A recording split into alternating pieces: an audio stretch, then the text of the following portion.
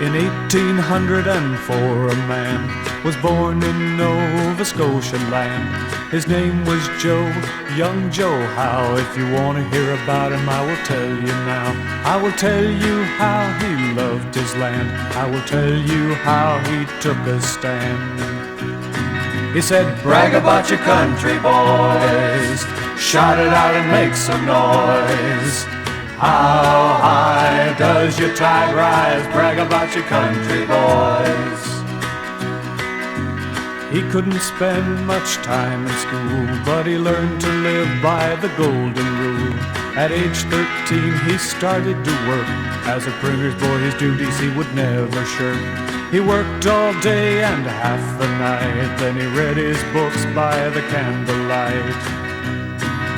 When Joe was but a very young man, he bought a newspaper which he ran. All by himself he wrote and rode and traveled o'er the countryside collecting notes.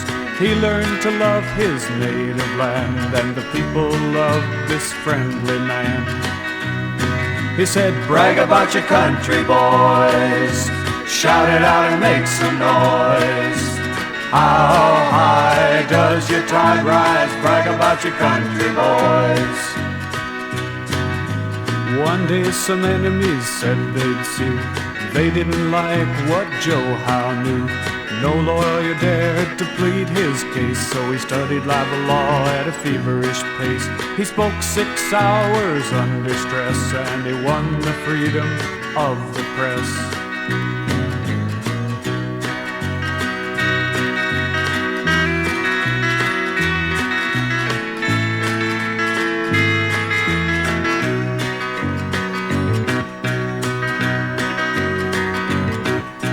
Joe Howe went on to serve the land.